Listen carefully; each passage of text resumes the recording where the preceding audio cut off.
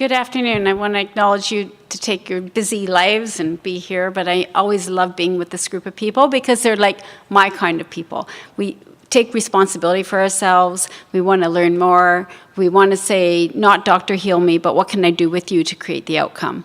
And that's the way I run my practice. And I'm here to share with you that a beautiful smile is not a cosmetic smile necessarily. A beautiful smile is all about the health of a smile and how it adapts to us and our physiology. And that's what we're going to be talking about. We're going to be talking about a lot of things. But what I say in my practice is I want you to have the most beautiful smile when you're 120 years old. And the way we're going to achieve that is the least I have to do for you, but structurally make you very healthy, then you're going to have very, very few problems in your lifetime. I won't have to worry about you. I won't wake up thinking I have to redo processes we've done before. We want to keep all your natural goods as good as they could possibly be. And for that reason, I have less to worry about, and I get to see you for nice visits. And I have time to see new patients come into my practice because we're not doing the same old thing over and over and over again. So my goal is to celebrate your smile, and we're going to go through how does that come to pass and what can we do to make that happen. So I'll just share a little confession with you, and Courtney already mentioned, is that when I was younger, I actually had a very terrible fear of the dentist. When I went, I thought that they were probably the most mean and sadistic people around. They'd hardly talk to me, and I just had my mouth open, hoping that they wouldn't stay on any tooth longer than 1 second. And if they did, then I felt like I was in trouble. And if they happened to use any of those instruments that were sitting in front of me on this porcelain wheel that looked to me cold and ugly, I didn't know how I'd ever cope with it.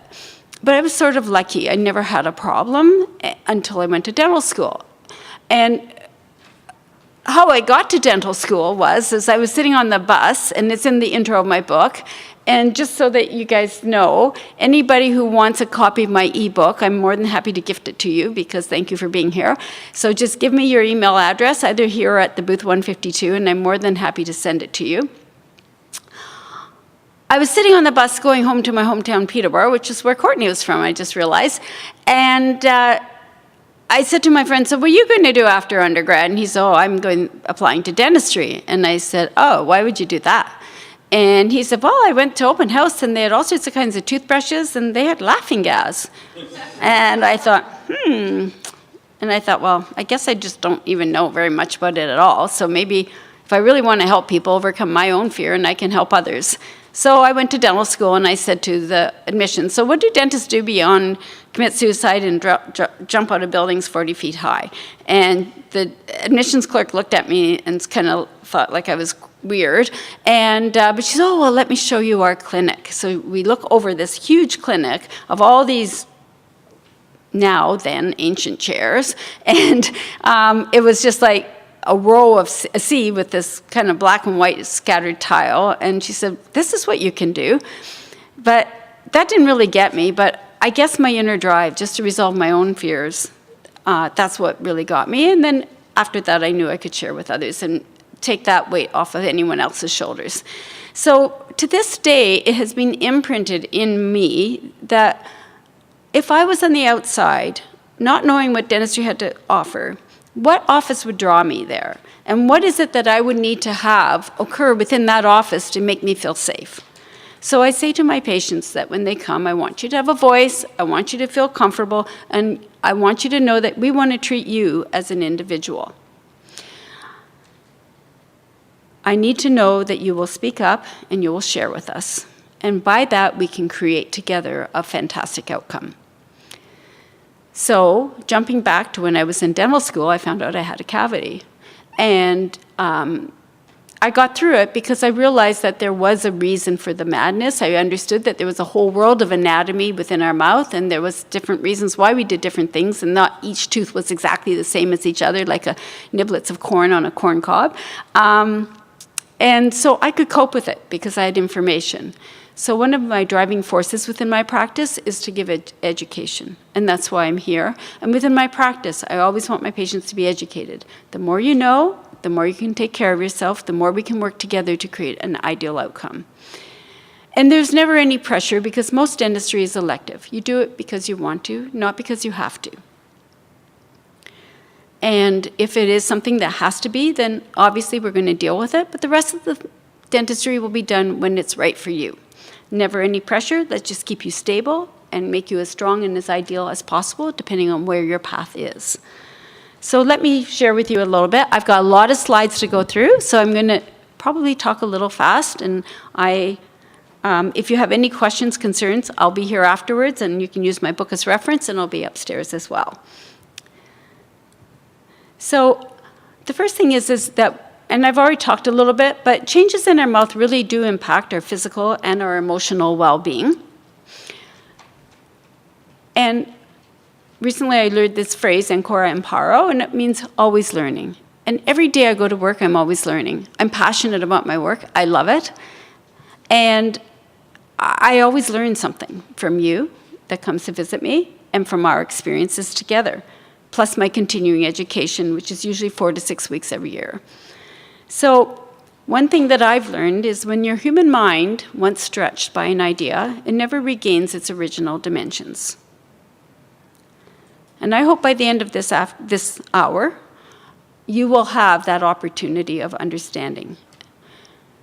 One of the things I have on the ceiling is a little sign that says heaven on earth, because I just want people to think of maybe a better place that's good for them.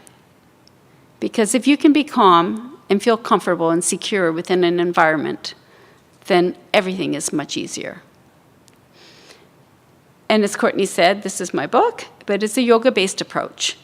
Explores the connections between oral health, whole body wellness, and longevity. And we'll talk a little bit about that. So creating mercury frees the mouth, and it creates a winning smile. Let me read that again. Creating mercury-free mouths and a winning smile. Environmental doctors, they look at heavy metal toxicity. So this is what silver mercury fillings look like.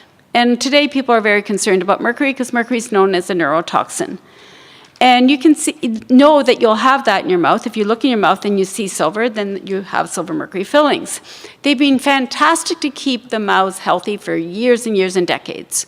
However, today with all the pesticides and environmental changes, the question is, are these still advantageous for us? And has technology moved ahead with science to give us something better that we can use? And when we grind and clench and we chew gum, seeds and nuts, we actually polish our silver mercury fillings. So what happens? We get mercury vapor release. And mercury methylates, and it can transmit through the blood-brain barrier.